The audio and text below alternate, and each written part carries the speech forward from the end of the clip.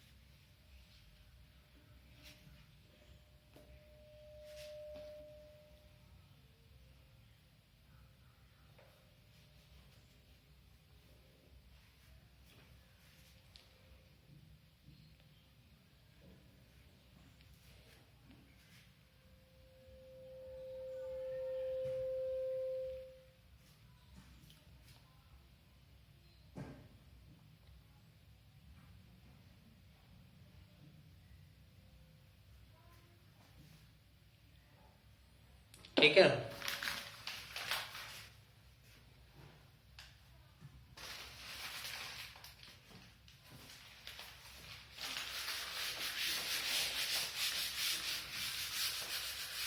आगे चलते हैं, अब एक एक पॉइंट को देखते हैं अपन।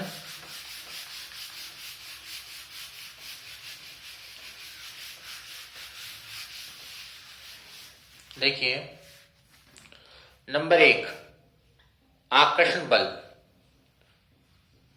आकर्षण बल, ठीक है।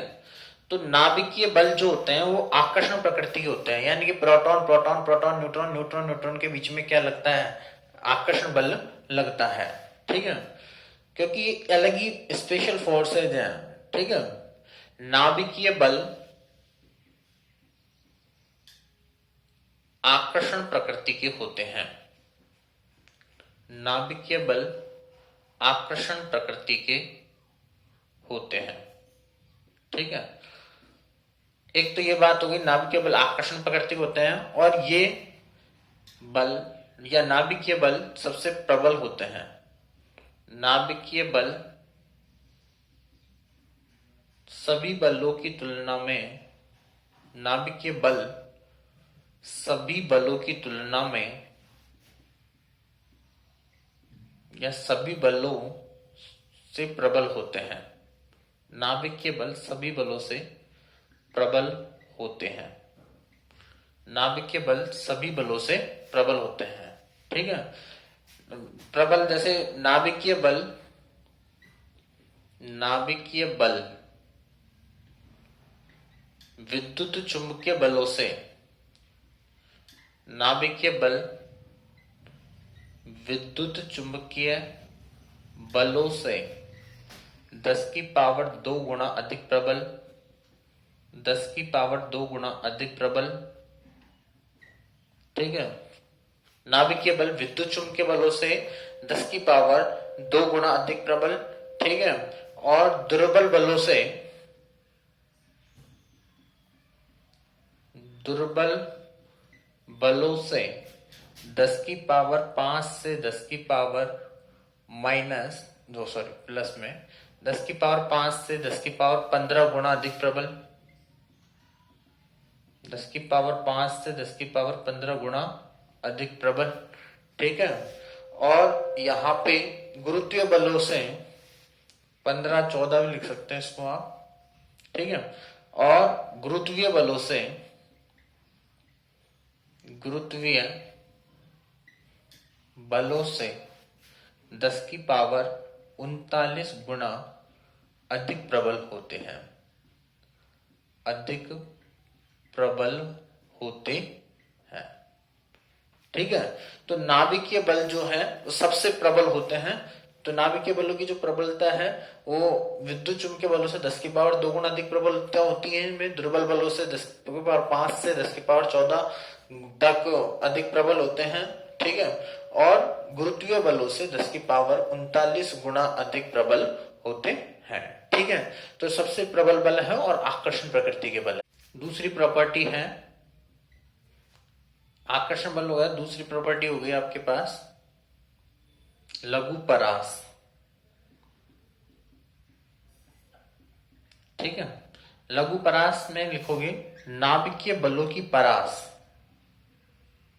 नाभिकीय बलों की परास, नाभिकीय बलों की परास बहुत कम, 10 की पावर, ओ सॉरी 10 की पावर क्या, लगभग 1.5 फर्मी मीटर से 2 फर्मी मीटर की कोटि की होती है।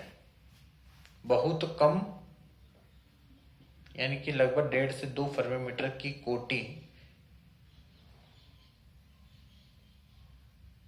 की होती है, ठीक है। तो नाभिकीय बलों की जो परास है बहुत कम वो होती है, ठीक है। उतारिए एक बार, यहां तो उतारिए।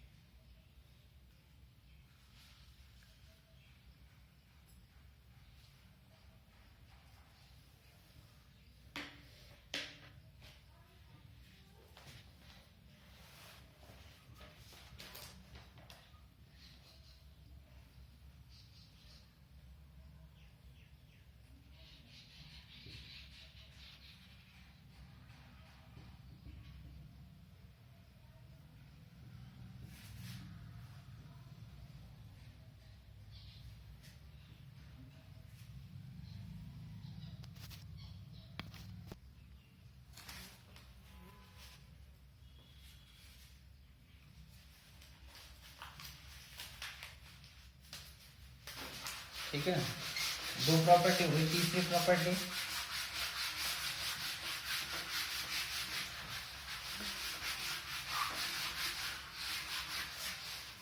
तीसरी प्रॉपर्टी देखिए,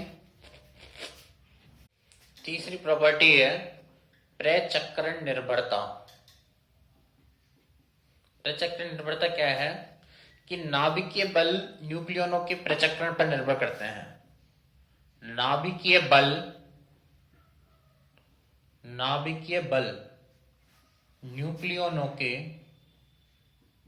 नाभिकीय बल न्यूक्लियनों के प्रचक्रण, स्पिन, नाभिकीय बल न्यूक्लियनों के प्रचक्रण पर, नाभिकीय बल न्यूक्लियनों के प्रचक्रण पर निर्भर करते हैं। न्यूक्लियनों के प्रचक्रण पर निर्भर करते हैं, अर्थात यह पाया गया है कि, यह पाया गया है कि ड्यूट्रॉन, ड्यूट्रॉन, ड्यूट्रॉन नाभिक, ड्यूट्रॉन नाभिक में क्या है, एक प्रोटॉन और एक न्यूट्रॉन। ड्यूट्रॉन नाभिक के प्रोटॉन व न्यूट्रॉन, ड्यूट्रॉन नाभिक के प्रोटॉन व न्यूट्रॉन का प्रचक्रण, प्रचक्रण समांतर होता है। प्रचक्रण, ड्यूट्रॉन नाभिक के प्रोटॉन व न्यूट्रॉन का प्रचक्रण समांतर होता है। यदि, यदि ड्यूट्रॉन, यदि ड्यूट्रॉन नाभिक के, यदि ड्यूट्रॉन नाभिक के प्रोटॉन व न्यूट्रॉन के प्रचक्रण, ड्यूट्रॉन नाभिक के प्रोटॉन व न्यूट्रॉन के प्रचक्रण को प्रति समांतर लिया जाए, प्रति समांतर मानकर गणना की जाए, मानकर गणना की जाए, तो ड्यूट्रॉन नाभिक, ड्यूट्रॉन नाभिक बद्ध अवस्था में, बद्ध अवस्था में, सॉरी स्थायी अवस्था में, बद्ध अवस्था में नहीं, स्थायी अवस्था में, ड्यूट्रॉन नाभिक स्थायी अवस्था में प्रोटॉन व न्यूट्रॉन को बद्ध नहीं रख सकता है। प्रोटॉन व न्यूट्रॉन को बद्ध यानी बाउंडेड, ठीक है, बद्ध नहीं रख सकता है। इससे यह निष्कर्ष निकलता है कि, इससे यह निष्कर्ष निकलता है कि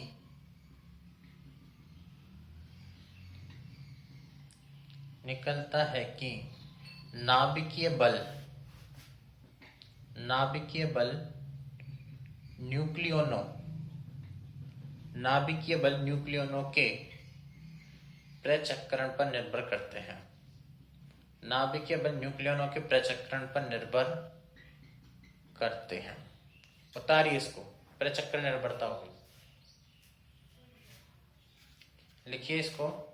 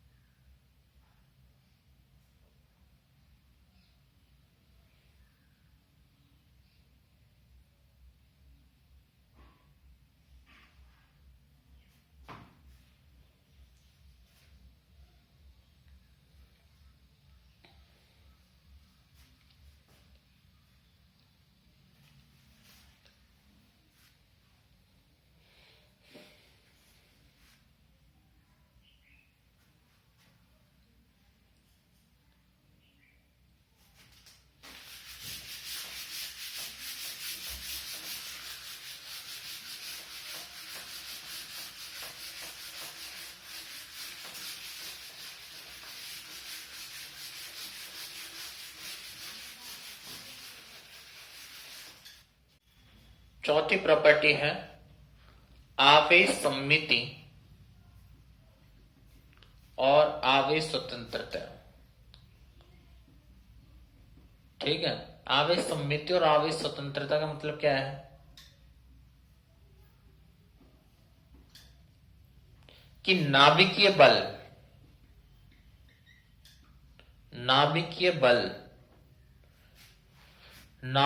बल न्यूक्लियनों के आवेश पर निर्भर नहीं करते हैं।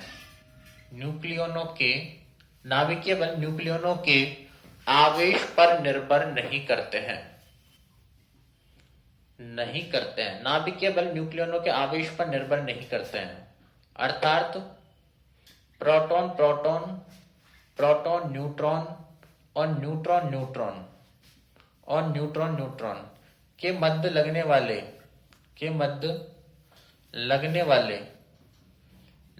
वाले नाभिकीय बल एक समान होते हैं। इस गुण को आवेश सममिति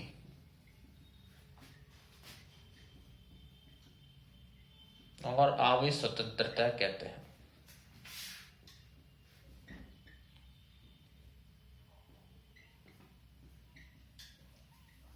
ठीक है, कि नाभिकीय बल जो है वो न्यूक्लियनों के आवेश पर निर्भर नहीं करते हैं, इसको ही आवेश सममिति और आवेश स्वतंत्रता कहते हैं। ठीक है, जैसे इसको अपन इस तरीके से समझ सकते हैं, इसकी व्याख्या कैसे कर सकते हैं अपन।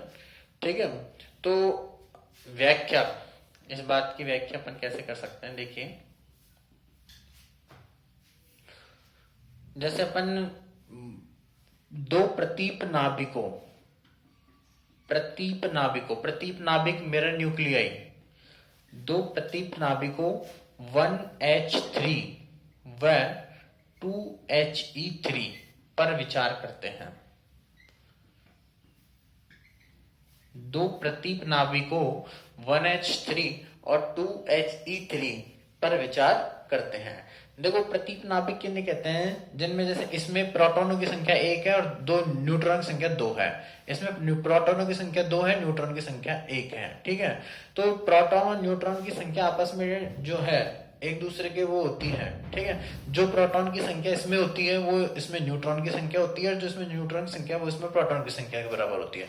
तो ऐसे नाभिक प्रतीप नाभिक कहलाते हैं। तो इन दोनों पर विचार करते हैं। इन दोनों ही नाभिकों में न्यूक्लियनों की संख्या कितनी है, 3 है। देखो, इन दोनों नाभिकों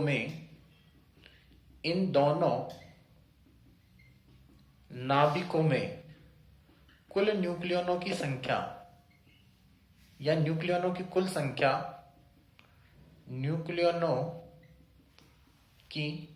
संख्या इन दोनों ही नाभिकों में न्यूक्लियनों की कुल संख्या कितनी है, 3 है। इसमें 1 प्रोटॉन और 2 न्यूट्रॉन है, इसमें 2 प्रोटॉन और 1 न्यूट्रॉन है। तो लेकिन है कुल न्यूक्लियनों की संख्या कितनी है, 3 है। ठीक है, अब देखिए 1H3 में प्रोटॉनों की संख्या 1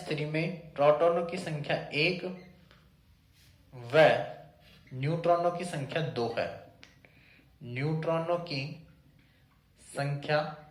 है। 1H3 में प्रोटॉनों की संख्या 1 है और न्यूट्रॉनों की संख्या 2 है। ठीक है, तो अतः इसमें जैसे 1 प्रोटॉन और 2 न्यूट्रॉन है, अतः इसमें कितने बल हो जाएंगे, जैसे 1 प्रोटॉन और 2 न्यूट्रॉन। ठीक है, तो 1 प्रोटॉन 2 तो प्रोटॉन न्यूट्रॉन बल होंगे और 1 न्यूट्रॉन बल होगा। ठीक है, 2 है। ठीक है, इसको इस तरीके से लिख लो, प्रोटॉन न्यूट्रॉन। तो एक तो आपके पास ये देखिए, अतः इसमें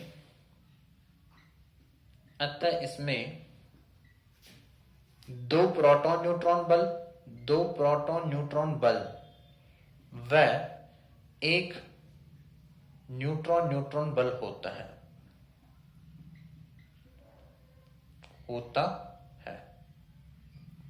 2 प्रोटॉन न्यूट्रॉन व 1 न्यूट्रॉन बल होता है। ठीक है, क्लियर। अब देखिए,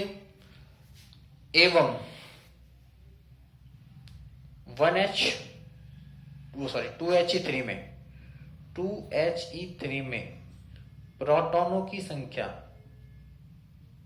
2He3 में प्रोटॉनों की संख्या 2 व न्यूट्रॉनों की संख्या कितनी है? 1 है। ठीक है, यानी कि 2 प्रोटॉन है इसमें और 1 क्या है? न्यूट्रॉन। तो इसमें देखिए, अतः इसमें एक प्रोटॉन प्रोटॉन बल व 2 प्रोटॉन न्यूट्रॉन बल है। 2 प्रोटॉन न्यूट्रॉन बल है दोनों के अंदर ही 3 न्यूक्लियॉन है। ठीक है, अब दोनों की बंधन ऊर्जाएं देखते हैं। एवं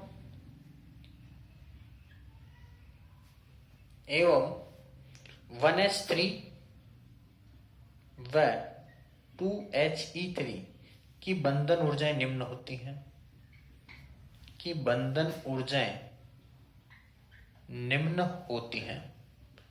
ठीक है, क्या क्या होती हैं? किसकी बाइंडिंग एनर्जी 1H3 की ये होती है 8.482 मेगा इलेक्ट्रॉन वोल्ट। ठीक है, और बाइंडिंग एनर्जी किसकी?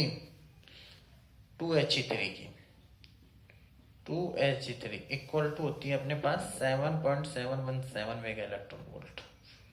ठीक है, तो ये इनकी बाइंडिंग एनर्जी होती है। ठीक है, थोड़ा दिखने में ऐसा है, अभी थोड़ा सा नीचे कर देता हूं इसको मैं।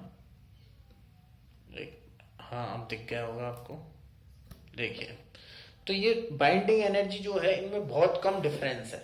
अब ये जो डिफरेंस भी आ रहा है इन दोनों की बाइंडिंग एनर्जी में, वो इसलिए आ रहे हैं कि 1H3 के अंदर जो है प्रोटॉन के बीच में जो बल है वो नहीं लग रहा है। ठीक है, 2 प्रोटॉन नहीं है यहाँ पे, जबकि इसके अंदर 2 प्रोटॉन है, तो प्रोटॉन के बीच में एक कूलाम प्रतिकर्षण बल भी लगता है थोड़ा।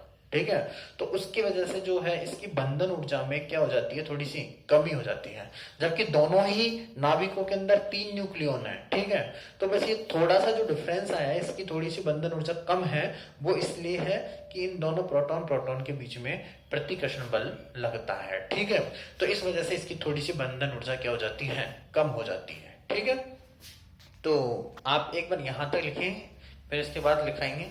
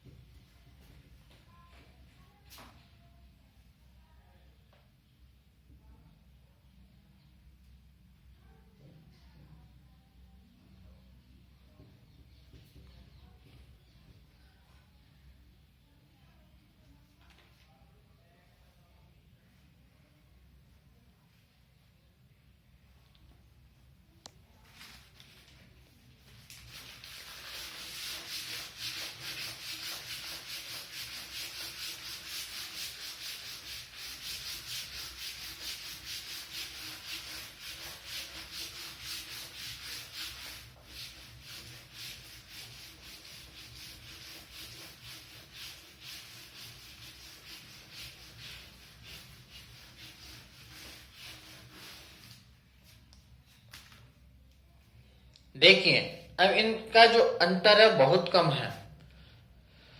बाइंडिंग एनर्जी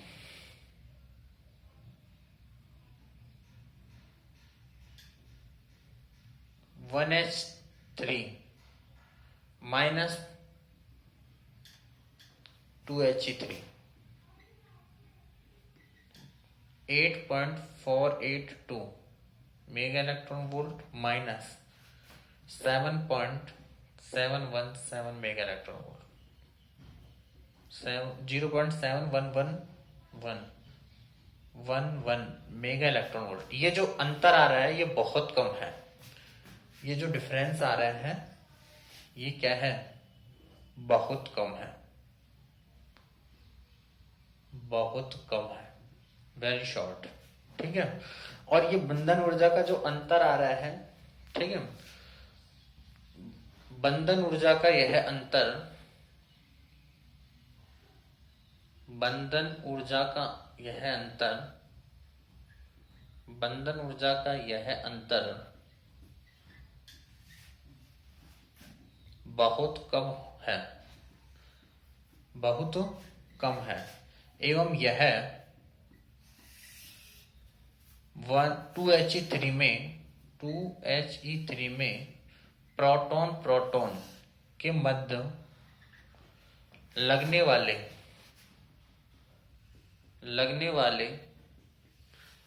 कूलाम प्रतिकर्षण बल के कारण होता है।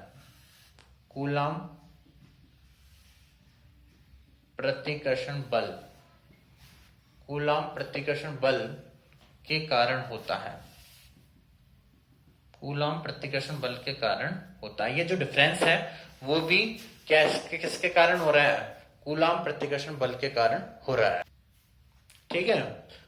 अब आता है इससे स्पष्ट होता है कि,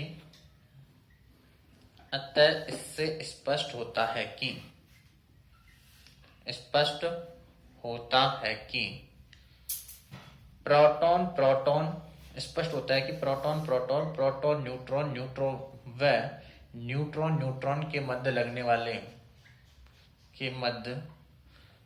वाले नाभिकीय बल एक समान होते हैं, एक समान होते हैं। उतार लीजिए।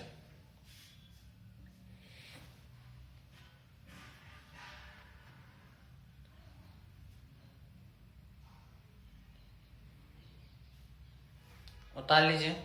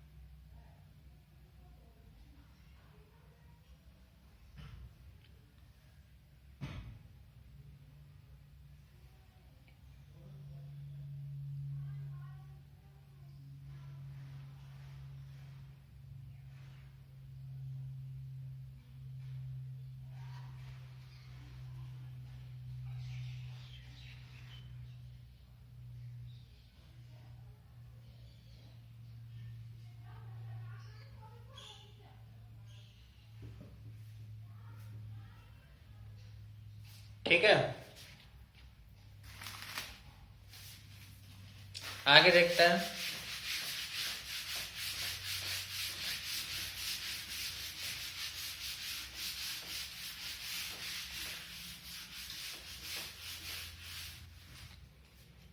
अगला पॉइंट है अपना संतृप्तता का गुण। पांचवा पॉइंट है संतृप्तता का गुण। संतृप्तता का गुण का मतलब क्या है कि नाभिकीय बल जो है, नाभिक में जो नाभिकीय बल है वो नजदीकी न्यूक्लियन के कारण ही नजदीकी न्यूक्लियनों में ही लगते हैं। नाभिकीय बल, नाभिकीय बल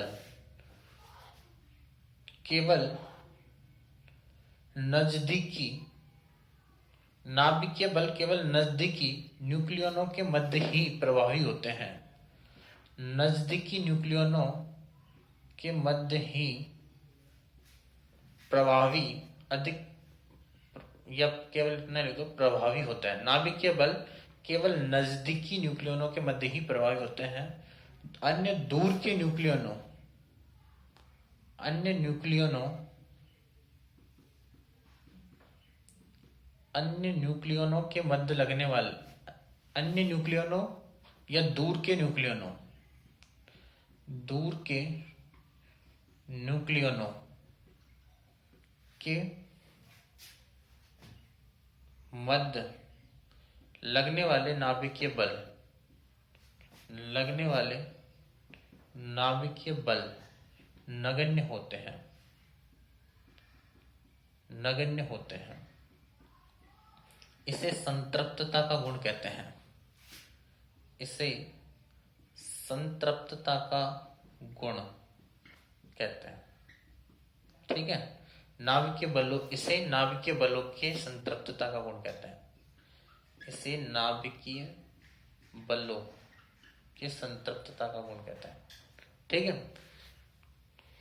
तो ये संतृप्तता का गुण का मतलब क्या है कि नाभिकीय बल जो है एक न्यूक्लियन दो नजदीकी न्यूक्लियनों के मध्य ही लगता है। दो या दो से ज्यादा, मतलब जो नजदीकी न्यूक्लियन होंगे ना उनके उनके बीच में लगने जो नाभिकीय बल है वो ज्यादा प्रभावी होता है, और जो बाकी के दूर के जो न्यूक्लियन है उनके पे जो नाभिकीय बल लगता है वो बहुत कम होता है, तो उसको नगण्य मान सकता है। ठीक है, इसकी व्याख्या अपन कैसे कर सकते हैं? व्याख्या देखिए, प्रति न्यूक्लियन बंधन ऊर्जा, प्रति न्यूक्लियन, प्रति न्यूक्लियन बंधन ऊर्जा,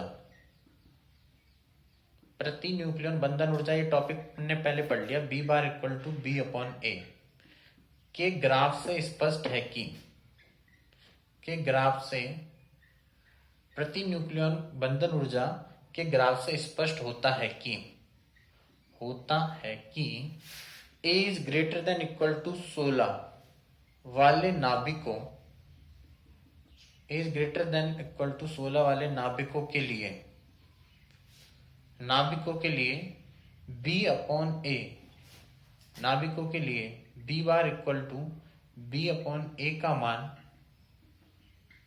लगभग नियत रहता है, लगभग नियत रहता है। ठीक है, अर्थात B upon A is equal to constant. ठीक है, B upon A is equal to constant. अब देखो ये प्रति न्यूक्लियन बंधन ऊर्जा का मतलब क्या है? प्रति न्यूक्लियन बंधन ऊर्जा का मतलब एक न्यूक्लियन, मतलब एक नाभिक की जैसे कुल बंधन ऊर्जा है बी।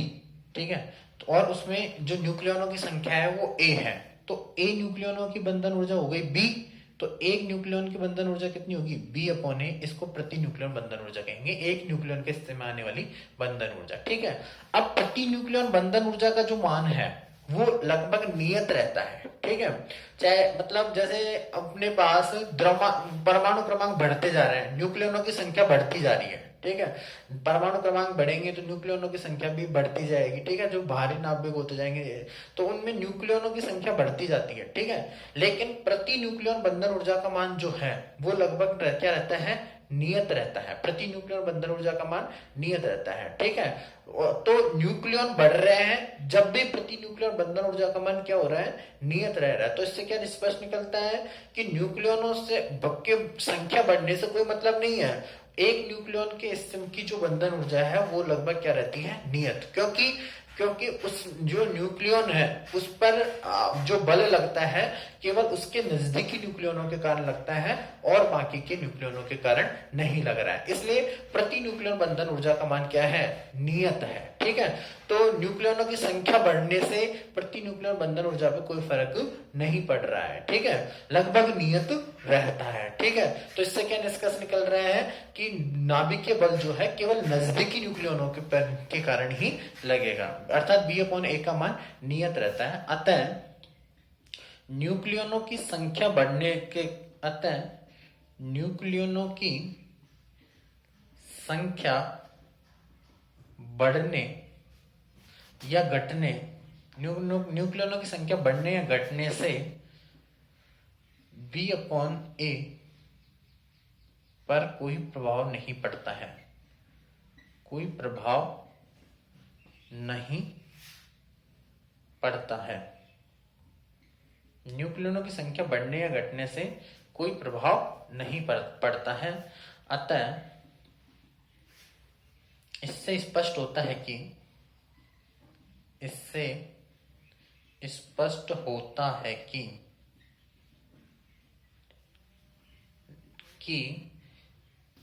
न्यूक्लियनों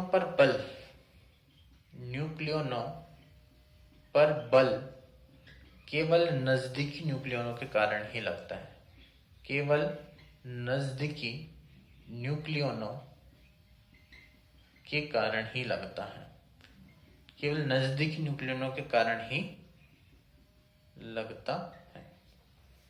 इसको थोड़ा सा ऊपर लिख देता हूं, अर्थात B/A is equal to constant. इसको अपन ऐसे भी ले सकते हैं B समानुपाती A।